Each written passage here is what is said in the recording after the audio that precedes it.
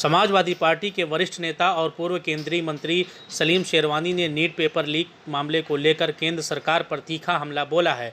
उन्होंने कहा कि प्रधानमंत्री की ओर से फास्ट ट्रैक कोर्ट और स्पीड ट्रायल की बात किए जाने से विवाद खत्म नहीं होगा, क्योंकि युवाओं का सरकार पर से भरोसा अब उड़ चुका है।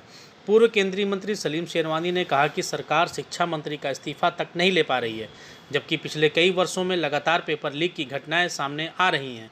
उन्होंने कहा कि छात्रों के आंदोलन ने देश में एकता की भावना को फिर से मजबूत किया है।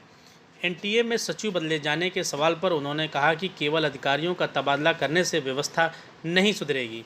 अपने बयान के अंत में उन्होंने केंद्र सरकार के कामकाज पर भी सवाल उठाए। उन्होंने रेलवे, वित्त, सड़क निर्माण समेत कई क्षेत्रों में सरकार की कार्यशैली की आलोचना की और कहा कि जनता अब सरकार से जवाब चाहती है।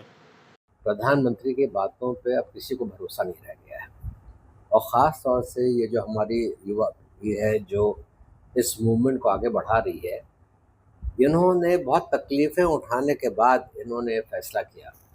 और मैं आज 14 साल हो गए हैं भारतीय जनता पार्टी की सरकार को। कितनी बड़ी बड़ी बातें इन्होंने कही हैं, मगर एक बात इन्होंने आज तक पूरी नहीं की। तो कैसे स्टूडेंट्स इन पर भरोसा कर लेंगे? और एक छोटी सी मांग स्टूडेंट्स की कि भाई हम ट्रांसपेरेंसी चाहते हैं, सफाई चाहते हैं सिस्टम में, वो तो ये कर नहीं पा रहे हैं। जो हमारे एजुकेशन मिनिस्टर हैं उनका इस्तीफा ये ले नहीं पा रहे हैं, तो ये क्या फास्ट ट्रैक करेंगे?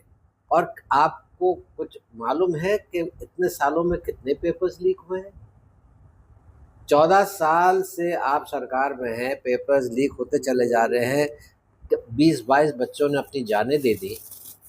मैंने सुना है कि वहाँ ये जो जंतर मंतर पे हो रहा है, इस पे भी 2 बच्चे शहीद हुए हैं।